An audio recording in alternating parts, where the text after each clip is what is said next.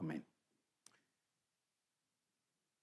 Esta semana pasada, fin de semana, me fui a Atlanta con mi hijo, David, para ver unos juegos de béisbol. A mí me encanta hacer esto con él, pues él es un ávido fanático de los Bravos de Atlanta. Y lo hemos hecho quizás 4 o 5 veces en los últimos 20 años, más o menos. Laura, por su parte, no quiere saber de estas vacaciones y no nos acompaña. Y por tanto estoy en penitencia por los próximos 3 meses. Y aunque lo diga en forma de broma, sí le agradezco a ella que nos permita estos viajecitos. Y oren por mí, David, para que obtengamos gracia y misericordia para el próximo que estamos planificando. Ahora, yo no soy fanático de los Bravos, yo soy fanático de los Mets de Nueva York. Pero me sacrifico yendo a ver uno de nuestros rivales más serios, todo para que mi hijo se goce un poquito. Y esta vez decidí por ese fin de semana que yo iba a gritar a favor de los Bravos, aunque por dentro yo sintiera otra cosa. Y lo hice para poder gozarme con mi hijo, ¿verdad? Para identificarme con él y así pasar un rato mejor. Porque en una ocasión, en uno de estos viajes, yo fui con él a ver juegos entre los Mets y los Bravos. Y los Mets acabaron con los Bravos ese fin de semana. Y no estaban tan bravos, no. Fue en el año 2006 más o menos. Si usted sigue la pelota, ustedes saben que los Mets tenían un equipazo. Ahora son un equipito. Pero yo gritaba feliz cada vez que dábamos un jonrón o anotábamos una carrera. Y David me miraba con ojos de muerte. Así que yo decidí que nunca más íbamos a hacer uno de estos viajes cuando eran los Mets y los Bravos que jugaban. Así que yo puedo ir y hacer porras por los Bravos, ¿verdad? Porque están jugando con sabe Dios qué es equipo. Miren, y para completar mi cambio de lealtades, hasta me compré una gorra. No es una que usa el equipo, porque yo no puedo bajarme a ese nivel, ¿verdad que no? Pero sí una que tiene esa A al frente y esa hacha, que es un símbolo que ellos usan. Y para esos días fui fanático de los Bravos. Me uní a mi hijo en el sentir de gozo cuando ganaron y frustración cuando perdieron. Pero desde el martes en adelante que llegamos, esa A es de Alianza de Providence, ¿verdad que sí? Miren, y aunque esté hablando de unos juegos de béisbol, me llamó la atención, en un sentido, lo fácil que fue para mí unirme a David en animar a un equipo por tener un gozo común. Quizás fue más porque yo soy fanático del béisbol, ¿verdad? Me gusta ir al estadio. Pero si gritaba, lo hacía cuando hacían algo bueno y gritaba también como buen fanático cuando no lo hacían. Había un mismo sentir entre David y yo esos 4 días de juego. ¿Un qué? Un mismo sentir. Una decisión por ambas partes de celebrar algo que tenemos en común y no los que nos pudiera dividir. Un mismo sentir. Y quizás, mis queridos amigos, hermanos que estamos aquí, en esta manera simple podemos quizás entender mejor qué es lo que Pablo quería decir a los filipenses cuando les escribió estas palabras.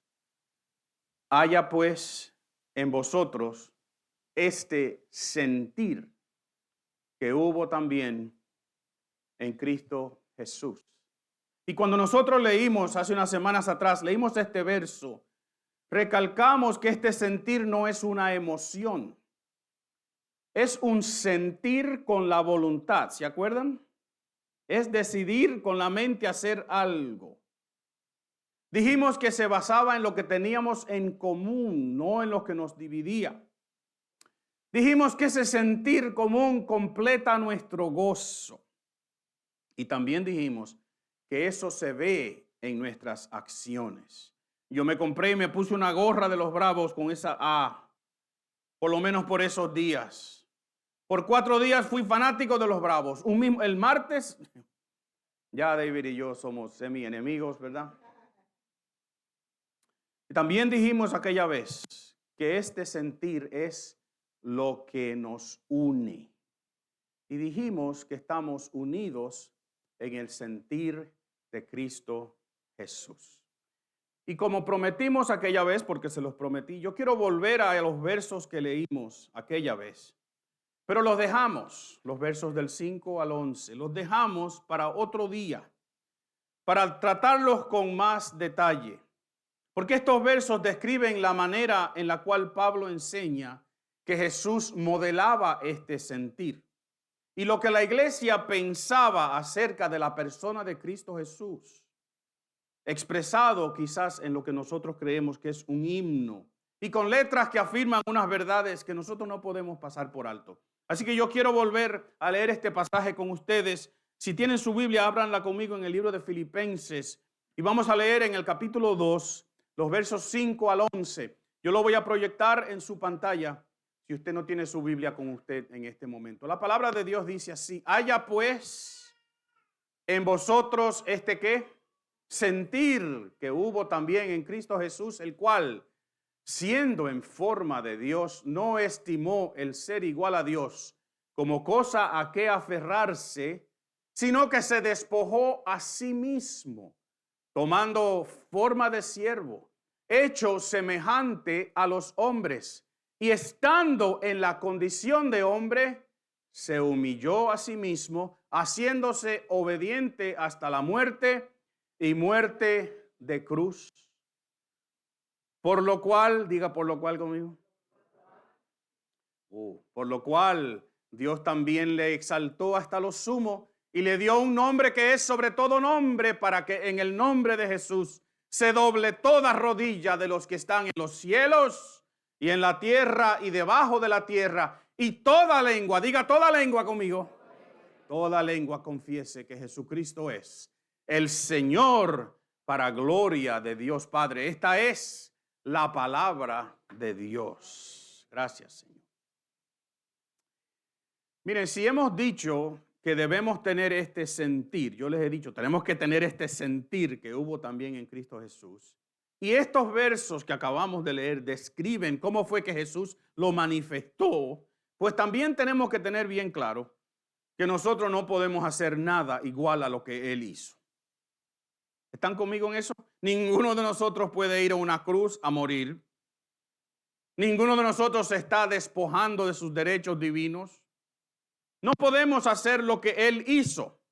Entonces, si tener este sentir no está en poder hacer nada de esto, ¿cómo entonces yo aplico esto a mi vida? ¿Usted no se ha preguntado esto?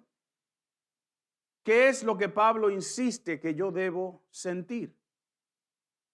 Y aunque es más que obvio que no podemos hacer lo que Cristo hizo, yo creo que también es obvio, según este pasaje, que podemos tener la misma actitud. La misma actitud que Él tuvo cuando hizo lo que este pasaje dice que hizo. Entonces, yo creo que la pregunta sería, ¿cuáles son las características de esta actitud que yo también debo tener? ¿Soy yo el único que me pregunto eso? Si Pablo te dice a ti, haya pues en ustedes el mismo sentir que hubo en Cristo Jesús, y después leemos esto, usted nos dice, ¿cómo yo estoy supuesto a tener la misma actitud? Pues vamos a compartir algunas ideas. Y lo primero que yo quiero compartir con ustedes es esto. Esta es una actitud hacia la igualdad. Ese es el sonido más lindo que hay en una iglesia. Traigan sus bebés a la iglesia para que estén aquí, ¿verdad que sí? Y se gocen aquí. Es una actitud hacia la igualdad. Miren otra vez los versos 6 y 7. Jesús, siendo en forma de Dios, no estimó el ser igual a Dios como cosa a que aferrarse, sino que se despojó a sí mismo, tomando forma de siervo, hecho que semejante al hombre, al ser humano. ¿Qué quiere decir Pablo con esto? Pues permítanme ilustrarlo de esta manera, quizás. Porque esta semana no solo nosotros fuimos a ver juegos de pelota, nosotros fuimos al Museo de Martin Luther King Jr. en Atlanta, la ciudad donde él nació. Y por cierto, si usted va a Atlanta algún día, usted tiene que ir a este museo. Y son 10 cuadras en la ciudad de Atlanta. donde hay muchas cosas. Por ejemplo, está la iglesia donde él fue pastor, Ebenezer Baptist Church, famosa. Está también la casa donde nació, en la misma calle. Está su tumba y ahora hasta al lado de esa tumba está la tumba de su esposa, al lado de esa iglesia. Y también hay un centro comunitario muy bonito allá al fondo con esa, no sé cómo se llama, esa piscina, esa agua que es en forma de símbolo, citando un verso del libro de Amós, que la justicia va a correr como un río. Así que si usted está en Atlanta, es más, yo no se lo estoy sugiriendo. Si usted va a Atlanta, tiene que ir. Y le voy a preguntar. Y le voy a pedir que me traiga fotos que usted tomó al frente de... ¿Saben por qué? Porque uno tiene que vivir, uno tiene que experimentar, uno tiene que darse cuenta las experiencias que sufrió este hombre y el pueblo negro aquí en este país en el siglo pasado. Nosotros no tenemos la menor idea de lo que sufrieron, se los digo. Las libertades que hoy gozamos, nosotros que somos minorías también. Las libertades que gozamos se las debemos a él y a sus compañeros. Y hay cosas que hay que conocer y hay cosas que hay que reconocer también. Y una de esas cosas horribles es que este hombre logró eliminar lo que era el resultado de una decisión de la Corte Suprema.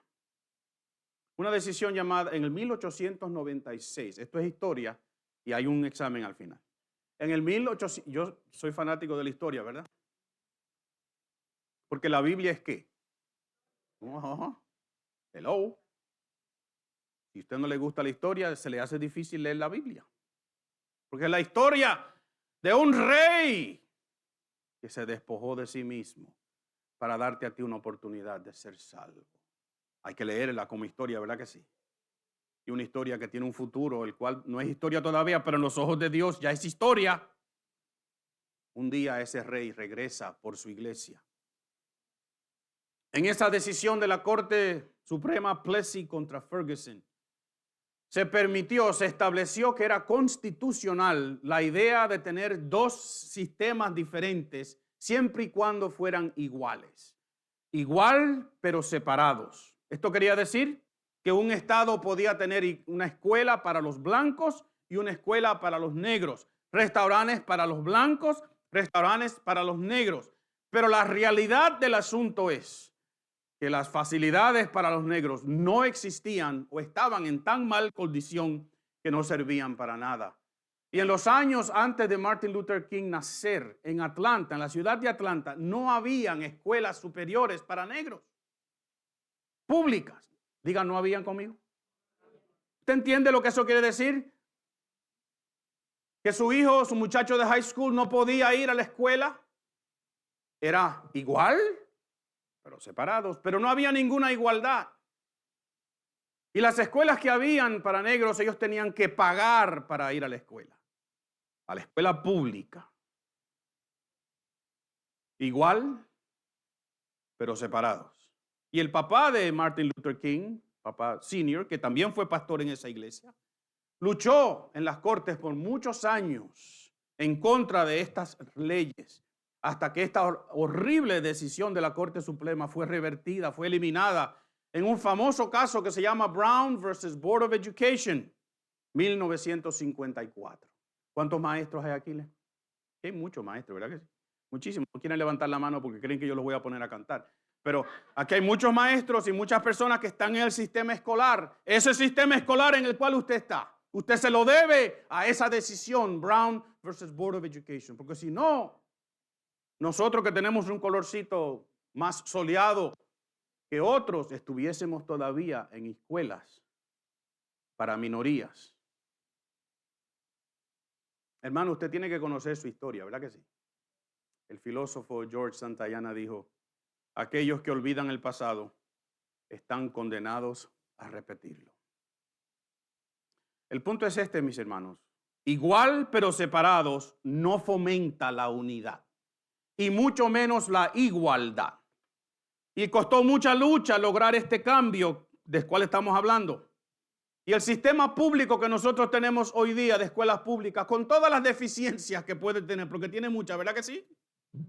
Por lo menos está abierto a cualquier estudiante, no importando su color o su raza, muchachos y muchachas como los nuestros.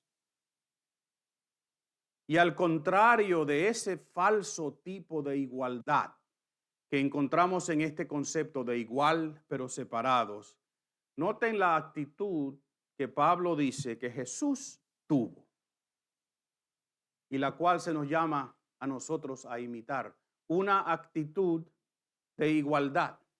Porque esos versos 6 y 7 que leímos dicen que Jesús se hace igual al ser humano.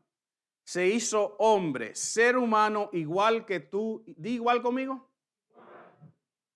O si Jesús tiene características, la vamos a ver la semana que viene. Jesús en su humanidad también era totalmente Dios. Y lo vamos a ver, pero era totalmente un hombre también. La palabra que vemos forma aquí, se usa solamente 2 veces en el Nuevo Testamento, en estos versos que leímos. Y quiere decir algo que tiene la misma esencia, la misma forma de otra cosa. Y yo le digo entonces, hermanos, que para poder servir al ser humano como Salvador, Jesús se hizo igual al ser humano. ¿Usted dice amén? Debe decirlo.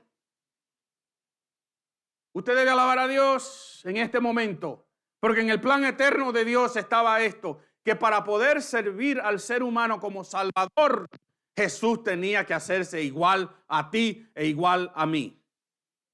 Y si tú y yo pretendemos ser parte de este cuerpo de Cristo que llamamos la iglesia, tenemos que tener una actitud que promueve la igualdad. Nadie aquí es mejor que ningún otro. ¿Usted dice amén a eso?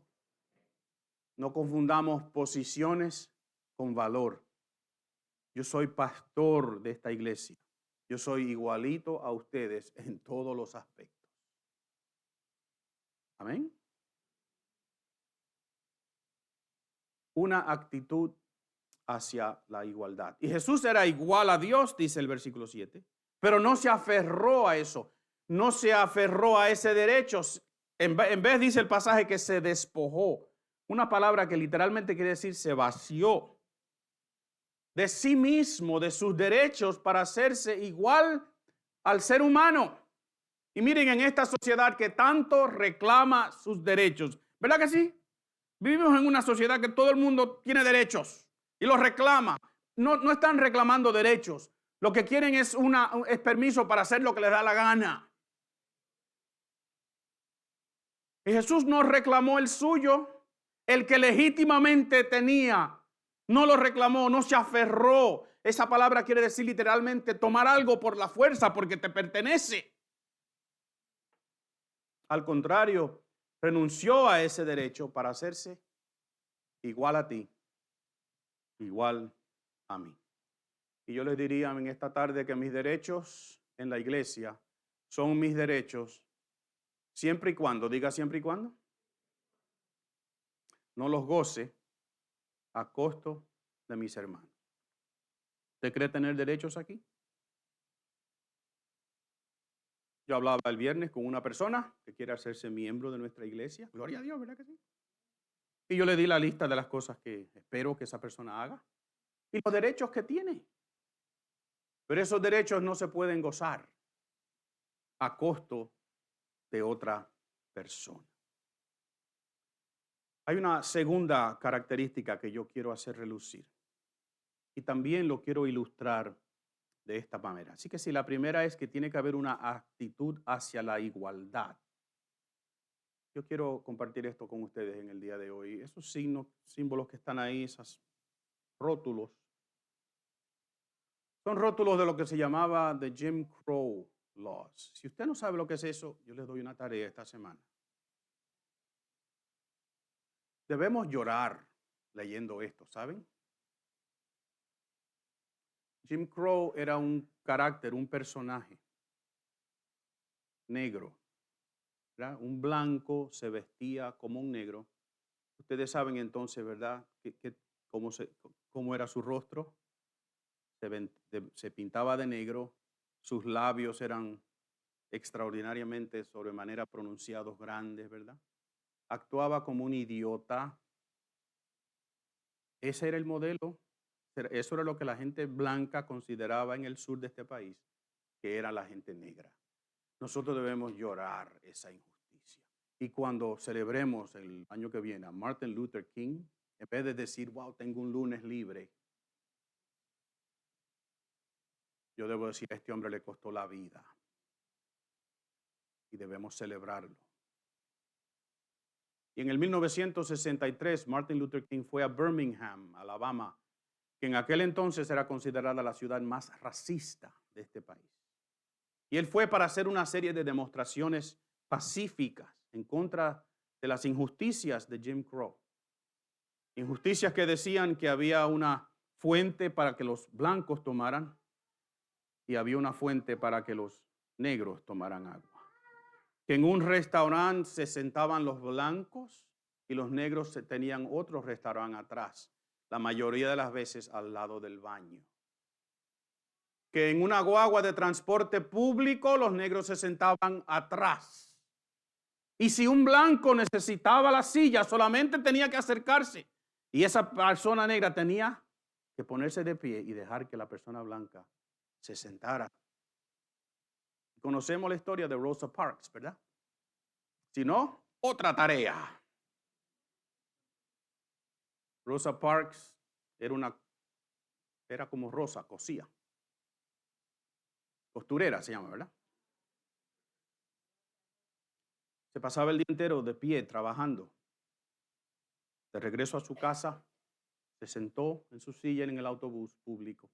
Y en un momento dado se llenó el autobús y una persona blanca, un hombre, se le acercó a ella y la miró. ¿Qué se suponía que ella hiciera? Y Rosa Parks dijo, I'm too tired. I'm going to stay in my seat.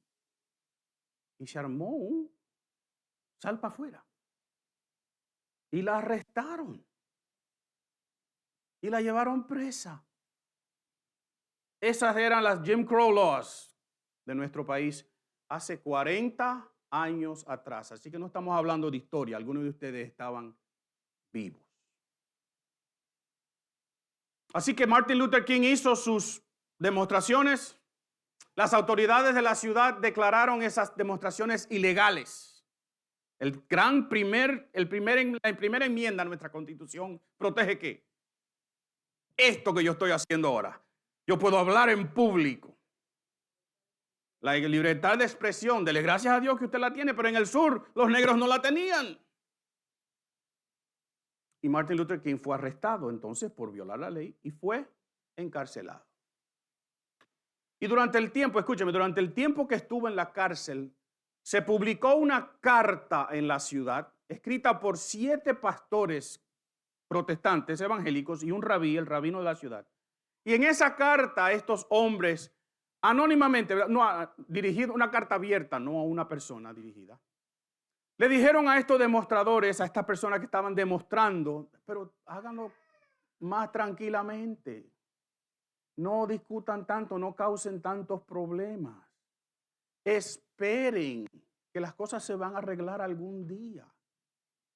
Y Martin Luther King escribió una carta también abierta a estos 8 hombres, donde él les dijo, no podemos seguir esperando. No podemos seguir viviendo una injusticia. Y el punto principal de esa carta era que la inacción, la inercia, el quedarse igual que siempre, el esperar lentamente no era una opción frente a las grandes injusticias y los horribles crímenes que se cometían en contra de la gente negra. Pero Martin Luther King luego dijo lo siguiente, miren, history will have to record that the greatest tragedy of this period of social transition was not the strident clamor of the bad people, but the appalling silence of the good people. La historia va a tener que registrar que la más grande tragedia de ese periodo que él vivía no era los gritos estridentes de la gente mala, el horrible silencio de los buenos. Mis queridos, una cosa es ver el problema que existe y otro es verlo y tomar acción. Una cosa es ser como un meteorólogo, ¿verdad? Que anuncia la lluvia, y otra cosa es ser la persona que trae la sombrilla o el paraguas, ¿verdad que sí? Dijimos que la actitud de Cristo fue hacia la igualdad. Pero ¿qué si Dios hubiese decidido, está bien, yo voy a hacer un anuncio global desde el cielo? Yo voy a decir, el ser humano está perdido, que es la realidad, ¿verdad que sí? Romanos 6:23, entonces quizás leyera, la paga del pecado es muerte. Y la segunda parte de ese versículo no estuviese escrita, no existiera más, la dádiva de Dios es vida eterna en Cristo Jesús, Señor nuestro. Pero no fue así, diga, no fue así conmigo. Porque desde la eternidad Dios diseñó un plan que incluía que Jesús iba a despojarse de su derecho divino para bajar aquí a la tierra, hacerse igual a ti, para morir en una cruz por tus pecados. Así que una actitud hacia la igualdad también requiere una actitud hacia la acción. No nos podemos quedar con los brazos cruzados. Porque Jesús no solamente se quedó en su estado de Dios encarnado. Jesús no vino solamente para ser un gran maestro, para hacer milagros, para el beneficio social del pueblo. Jesús no vino solamente para mostrar que lo mal que estaba el ser humano. ¿Verdad que es fácil? Digan que sí conmigo, diga sí. Aunque usted no sabe lo que yo voy a decir. Es muy fácil mirar nuestro vecindario y decir que malo está eso. ¿Sí o no? Quejarnos del pecado, de la injusticia, del desorden. ¿Y qué dijo José ahora mismo? No hacer nada. Porque yo prefiero estar en mi casa tranquilo, poner mis 4 candados. Y mientras tanto yo no tenga que compartir eso. Yo soy cristiano, yo no hago eso. Y la pregunta es, ¿esa fue la actitud de Jesús? Venir a un mundo perdido, donde la gente no tenía ninguna oportunidad de ser salva. Él pudo haber dicho, bueno, se la buscaron, ¿verdad que sí? Decidieron, tomaron decisiones de no servir, de no adoptar, de no aceptar el mensaje, pero él no hizo eso. Jesús tomó acción y le costó caro, le costó su propia vida. Miren lo que dicen los versos 7 y 8, se despojó a sí mismo tomando forma de siervo, hecho semejante a los hombres y estando en la condición de hombres, ¿qué? Se humilló a sí mismo, haciéndose obediente hasta la muerte y muerte de cruz. Aquí no hay pasividad. ¿Usted ve pasividad aquí? ¿Usted ve a alguien con los brazos cruzados aquí? ¿Usted ve a un Dios desinteresado de la humanidad, de su creación? Yo no veo eso. Yo veo aquí acción. Yo veo que Jesús tuvo una actitud de igualdad, pero que se manifestó también en una actitud de acción. Y esa actitud, dice ese verso que acabamos de leer, se culmina con una actitud hacia la obediencia. Porque una cosa es tener una actitud, una cosa es decir, yo voy a donar para los homeless. Y otra cosa es que Dios te diga, yo quiero que tú vayas y estés con ellos y les prediques el evangelio a ellos. ¿Eso es diferente?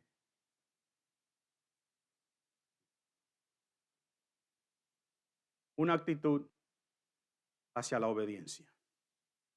Mis hermanos, nuestra actitud no solo tiene que ser como la de Cristo, sino que se tiene que ver en acción, en conducta, en obras, como la se vio la de Cristo.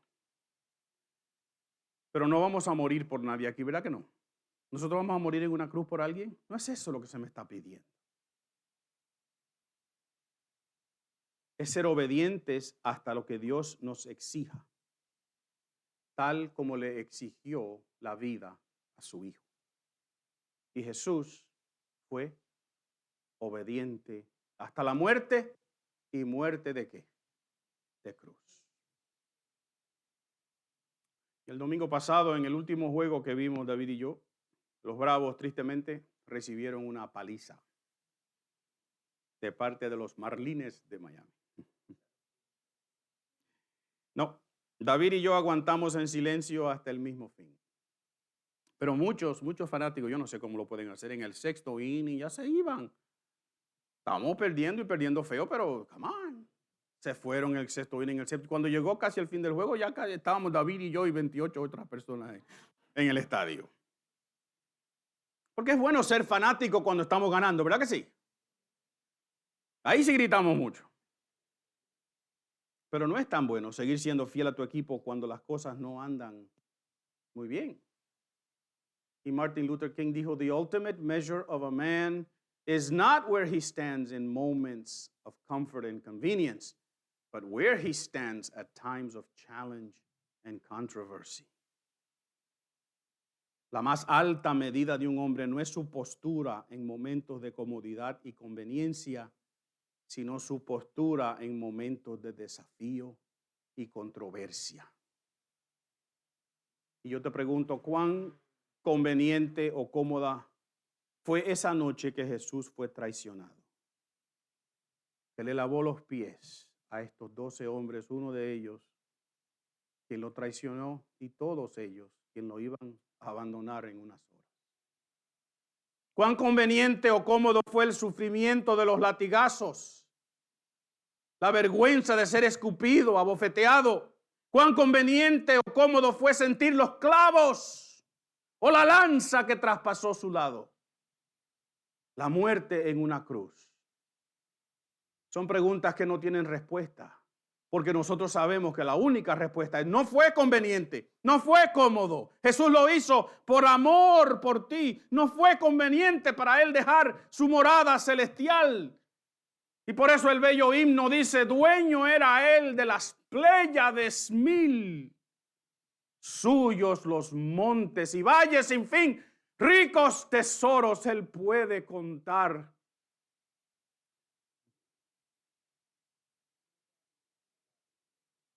Mas pobre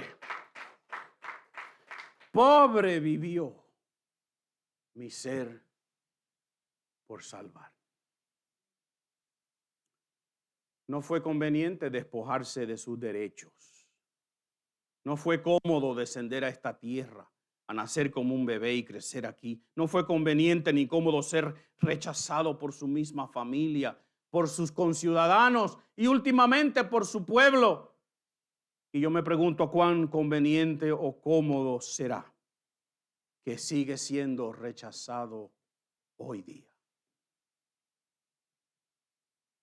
por personas que deciden no aceptar su mensaje de gracia y de misericordia. Yo te pregunto, ¿lo estás rechazando tú hoy día? Y ahí, mis queridos, en lo más difícil, en lo más doloroso, en lo más cruel posible para un ser humano, e imagínense para un ser humano que también es Dios. Por eso esas palabras de Jesús en la cruz, nosotros nunca las vamos a entender hasta que lleguemos allá arriba. Cuando Jesús dice en arameo, Elí, Elí, lama sabachthani. Elí es Dios, Dios mío. Y Elí, acuérdense, la I después de un verbo, de un sustantivo que es el mí. Mi Dios, oh Dios mío, ¿por qué me has abandonado? Tú no vas a entender eso hasta que estés allá arriba con Él. Si es que vas a estar, asegúrate que tú has aceptado esa oferta de gracia que Dios te hace en el día de hoy a través de lo que Jesús hizo en la cruz del Calvario. Y cuando nosotros tenemos ese sentir, y al sentir nosotros como Él, al hacer lo que nos toca con la misma actitud, yo creo que entonces estamos unidos por el ejemplo de Cristo Jesús. No podemos hacer lo que Él hizo, pero podemos tener la misma actitud que Él tuvo. Y la semana que viene yo voy a volver a los versículos 9, 10 y 11, donde dice, por lo cual, diga por lo cual conmigo. Porque es por todo eso que acabamos de decir, Dios le dio un nombre, que es sobre todo nombre. Pero ese sermón lo vamos a predicar el domingo. unidos por el ejemplo de Cristo Jesús. Entonces, ¿cuáles son las características de esta actitud que nosotros debemos tener? Es una actitud ¿hacia qué? Hacia la igualdad. Somos iguales. No hay nadie aquí mejor que otro. Y no hay tal cosa en la iglesia tampoco como igual, pero separados. Digan amén.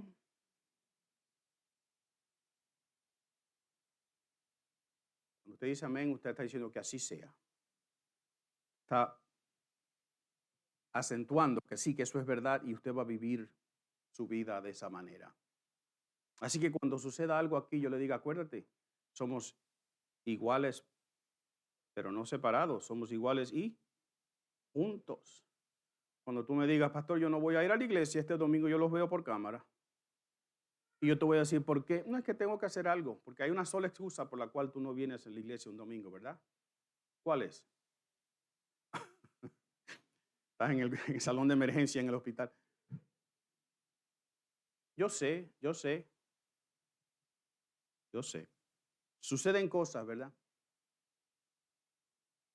Pero ¿qué si Jesús hubiese dicho el día que le tocaba ir a la cruz? Yo creo que hoy yo no voy a ir. ¿Usted se ha puesto a pensar eso? Ay, yo creo que hoy yo no voy a hacer milagro, estoy cansado. Voy a tomar un día libre. Es más, no me entienden anyway, ¿para qué yo estoy perdiendo mi tiempo haciendo? ¿Jesús se tomó un día libre? No según registra la escritura. Yo estoy seguro que sí, ¿sabe? Yo estoy seguro que hubo un lunes, un martes, un día, bueno, para ellos el sábado, el día del reposo, quizás el domingo. Yo no sé, yo estoy seguro que él descansó, la Biblia lo enseña. Pero en el momento que fue necesitado que él hiciese lo que le tocaba hacer, Jesús no dijo, no, hoy no, yo no voy.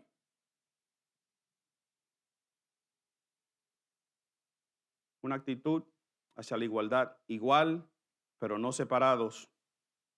Es también una actitud hacia la acción, porque no podemos quedarnos sentados, inactivos, cuando a nuestro alrededor, el mundo, la sociedad, el vecindario, la familia nuestra se quema, se está yendo para el infierno. Porque cantémoslo como es. El Dios que te ama es justo. Y te puede mandar para el infierno también, en perfecta justicia. Y la Biblia dice que Él decide, pero tú escoges.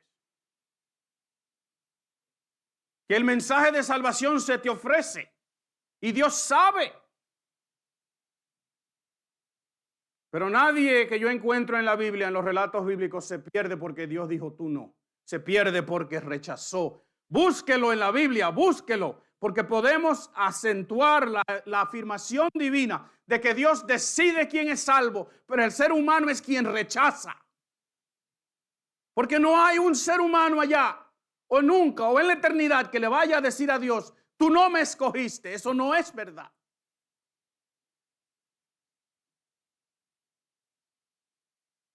Entonces, ¿por qué y cómo es posible que nosotros nos quedemos con los brazos cruzados cuando nuestro mundo alrededor se quema? Y yo diría, olvídense del mundo, olvídense del vecindario. Alguien en tu familia, ¿no oramos hoy? ¿No dimos gracias a Dios? Porque por lo menos el trabajo de una familia por muchos años, de compartir el evangelio con sus hijos, está dando fruto, ¿verdad que sí? Porque Dios decide, pero el ser humano escoge. Y la familia tiene algo que ver. Pero yo sé que aquí hay personas que tienen en su casa, en su hogar, en su familia hoy día, personas que no han aceptado a Jesús como Señor y Salvador. Y la Biblia dice que la paga del pecado es muerte eterna. Entonces vamos a quedarnos con nuestros brazos cruzados porque ya yo soy salvo, porque Dios me salvó a mí, porque yo vengo a la iglesia los domingos, esta iglesia la mejor del mundo, yo vengo aquí. Qué bueno, ¿verdad? ¿Es así? ¿Es esa actitud que vamos a tener? No, tenemos que tener una actitud hacia la acción y una actitud hacia la obediencia. Lo que Dios te pida que hagas, eso es lo que tú tienes que hacer. La iglesia tiene una misión común, ¿verdad que sí? Ir y hacer ¿qué? Discípulos. Nosotros como iglesia tenemos una visión de cómo queremos hacer eso, ¿se acuerdan?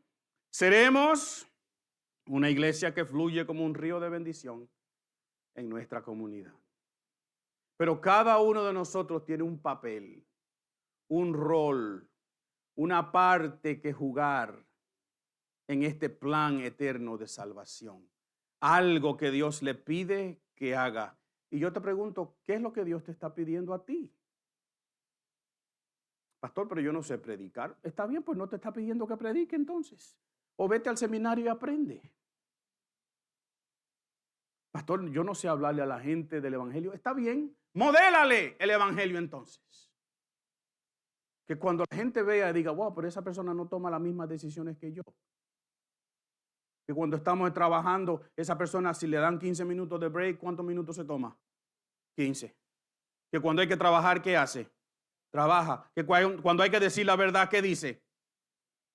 Tú no tienes que predicar en voz alta. Tú puedes modelar a Jesucristo con tu conducta. Y a veces ese mensaje es mucho más alto y poderoso que cualquier cosa que tú puedas decir. ¿Qué te está pidiendo Dios? Pablo nos ha exhortado en estos versículos a tener el mismo sentir que hubo en Cristo Jesús. Y ese sentir se ve como ejemplo perfecto. Diga perfecto conmigo. Perfecto. En la persona y la obra de Jesús. De Jesús el Cristo. Y nos hemos preguntado ya por varias semanas, ¿qué nos une? Y hoy le añadimos a nuestra lista de cosas. Nos une que estamos unidos por el ejemplo de Cristo Jesús. Permítanme cerrar. Interesante esa expresión, ¿verdad? Ustedes no tienen alguna alternativa, yo voy a cerrar. Pero es que yo quiero, yo pudiera, como un pastor, ¿verdad? Un predicador, empezar a jalarle con J, no con H, jalarle los sentimientos a ustedes. A tratar con palabras, retarlos, desafiarlos. Decirle, ustedes tienen que sentir lo mismo que Cristo Jesús, si no, no son buenos cristianos. Para ser miembro de esta iglesia, usted tiene que sentir lo mismo que Cristo Jesús. Y si yo me doy cuenta que no, lo vamos a poner en disciplina. Y alguna gente quiere vivir en ese sistema, yo no. Yo creo que hay veces que solamente hay que reflexionar. Y en silencio dejar que el Espíritu Santo sea quien te hable, quien te diga, quien te convenza, quien te redarguya, quien te exhorte. Así que tomemos un momento en silencio para pensar en estas palabras esta tarde.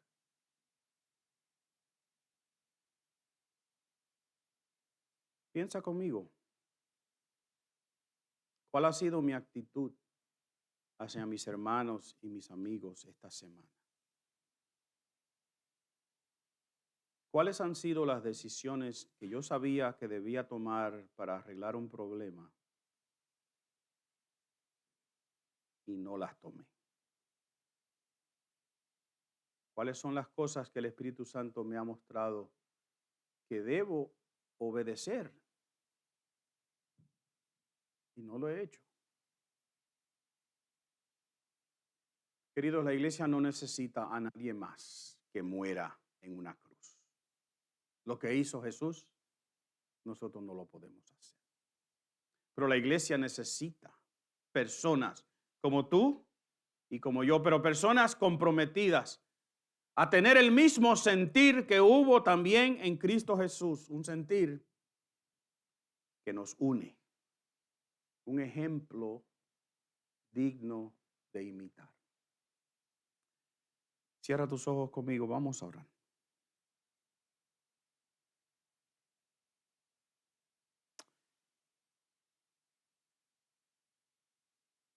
Señor, citamos de nuevo las palabras de Pablo. Haya pues en vosotros, en nosotros hoy día, este sentir que hubo también en Cristo Jesús. Un sentir que movió en él una actitud hacia la igualdad, hacia la acción, hacia la obediencia. Señor, al tener eso, esto nos une a Cristo. Y al unirnos así, la iglesia tiene unidad. ¿Qué nos une? El ejemplo de Cristo Jesús. Ayúdame, Señor, esta semana a mostrar esa actitud. Ayúdame a decir, no puedo ser igual pero separado. No puedo tener algo en contra de otra persona. No puedo tratar a alguien como menos de lo que yo soy. Ayúdanos, Señor, a corregir. Ayúdanos a tomar acción, pero acción que valga la pena. No es dar a un GoFundMe para que alguien les predique a los que no son salvos. Es yo predicarle a los que tú has puesto a mi alrededor que necesitan escuchar el mensaje de salvación. Ayúdanos, Señor. Gracias, gracias, Padre, por tu Hijo Jesús. Gracias, Jesús, por ser obediente y obediente hasta la cruz. Porque no estuviésemos aquí hoy día si no fuera porque tú nos amaste de esa manera. Un amor que se despojó a sí mismo, tomó forma de siervo y estando igual al ser humano, a los hombres, se humilló a sí mismo y fue hasta la muerte y muerte de cruz. Te celebramos, Jesús, en este día como lo hemos hecho. Lo hemos cantado, lo hemos leído, lo hemos proclamado. Ayúdanos a vivir una vida que refleje que estamos unidos al ejemplo de Cristo Jesús. En el nombre glorioso de Cristo Jesús oramos y el pueblo de Dios dice, amén y amén. El Señor les bendiga, pónganse de pie conmigo.